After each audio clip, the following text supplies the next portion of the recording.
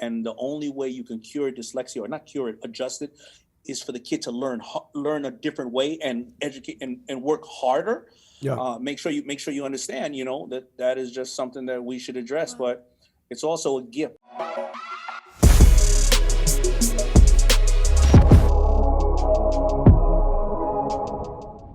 Damon, with that said, in the books that you've put out, in Shark Tank and what you've been involved in, FUBU, how you took that and made it culture, what do you see now? What are you looking at right now? I know we've done speaking engagements together, which is, I love that world, by the way, I really do. I love to speak to people that are hungry, ready to, because me doing a concert, you got about at least 25% of them out there hating. They ain't even want to show up that night. Man, why am I going to come check out Pitbull? I don't want to see no rapper in a They bought a ticket. Or either that or they got somebody that brought them with them, or the girl wanted to go, they didn't want to go. Perfect. Then they become a fan. Oh, you already know. That's the You already best. know that's the lick.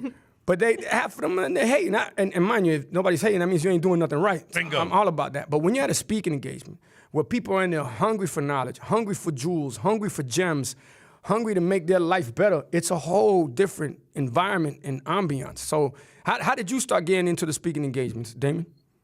Well, it initiated with the fact that I started writing the books, and then Shark Tank happened to come after that. But I knew that, my version of paying it forward and God's gift to me was the fact that I can be humble and be vulnerable and show people that you don't need to be this kind of person. And I wanted to inspire people. And I felt that as a student of life, a lot of stuff that I went out there and read or looked at, I felt intimidated. The books were too, the words are too big, the whatever the case was. Not meaning that those people didn't want to enrich your life, but who was gonna ever talk to you like you and I? Like all three of us are talking, or four of us are talking. Right. Like we sitting on the step. You passed the 40 over here. I got the pork rinds. But let me tell you something. You know what I mean?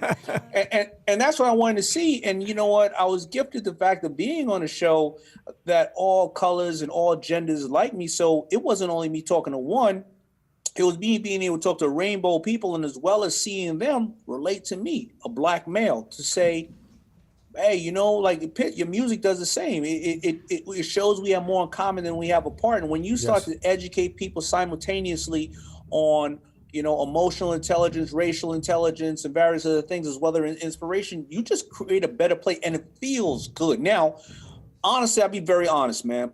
When I come back, I want to be, in shape with a lot of 3 or 4 girls on stage, talk 2 different languages, and be able to get like, I want to do that. But for the moment, I'm really happy where I'm at. But it's great to see an audience. You know better than I do, man, to see that you made somebody's day or night, and you took them out of their whatever their challenges were for just for that moment, you know what I mean? And and you see that you do that, and then you see them down the road. They write you, or they text you, or they see them. They be like, "Yo, I was in a place, man. You took me away for a minute, or you changed my life." That is the most rewarding thing in the world, to know that you've been able to do that to people, and that's what I like, That to me is it's all about that moment, like what you were saying. And Irv changed my life in a moment. Hope Martinez changed my life in a moment, and to see that, yes, it is priceless. And even like when I'm, it's gotten to the point in the school when they see me, they're just like, oh, there go Pitt. It's oh, there go Pitt. He's gonna say the same thing over again. We get it. But to be able to look in their eyes and being able to understand their story without even have that conversation and know what they're going through at the crib or in the neighborhood, one way or another, and to give them a place, number one, where we believe in them and give them opportunity for the future. It's the same way I feel when I'm in the speaking engagements and looking out in that stage. You're seeing people out there just hungry. Like, I know you're gonna say something that's gonna change my life. And one of the things that Pac says, and I always repeat it, he said, I'm not the mind that's gonna change the world, but I am the mind that's gonna spark the mind that's gonna change the world. And that's the same way I feel about everything that we do. And any platform that we could get on and share our stories, I go back to, especially in these times, especially in this society, especially where things are going, driven / controlled. And I say it, phone gets smarter, car gets smarter, TV gets smarter, speaker gets smarter, we get dumber. Mm-hmm. Yeah. So what we got to do is always be ahead of the game, ahead of the curve, ahead of the 8 ball. And the more people we put on the game, because as it is, like dope money, what comes quick leaves quicker, right? that ain't our game. That's not Damon game. That's not our game. It's about a slow but a for show. A for show, a for show, and a for shizzle. But Pat, I want people to also realize one thing, because they think when you get to a certain level in life, you stop learning. I think there's some of the great things about when we go up on those stages is we're interviewed by people, we get amazing people around, and we're still learning simultaneously while we're teaching. And I think that is also inspirational. And I want people to all know that, like, life is a series of lessons, a series of mentors, and a series of accidents. And you learn that stuff when you're on stages, You got to say it one more time. Damon, how does it go again? Life is a series of lessons, a series of mentors, and a series of accidents. Oh, man. Yeah, failure is the mother of all success. Question, as a student of life, what has been your biggest lesson? Well, there's been 2 or 3 lessons, but one is, the old saying, money is a great slave but a horrible master. And we learned growing up in the hood that a lot of people have fell to believing that the only thing that that defines them is money.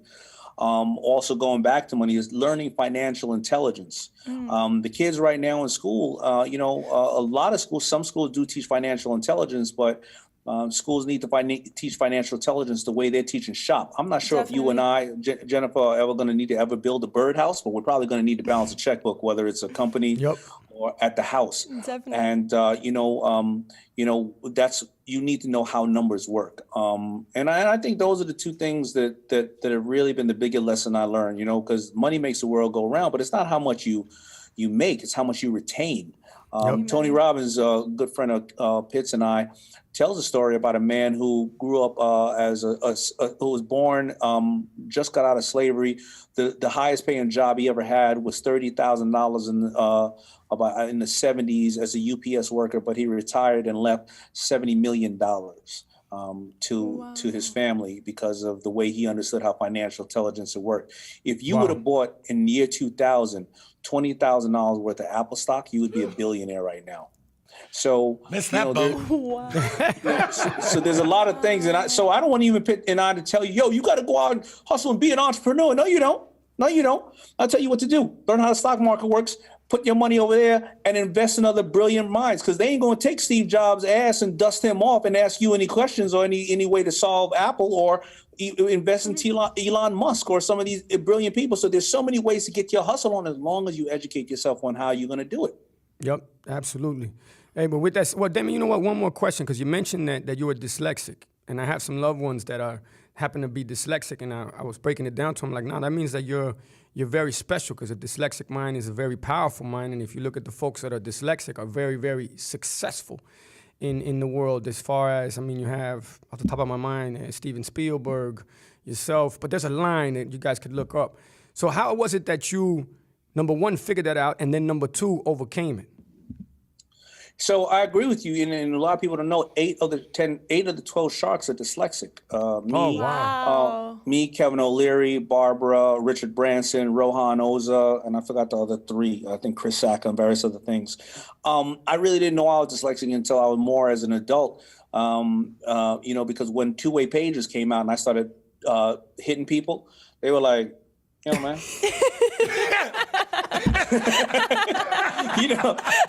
What's going on here?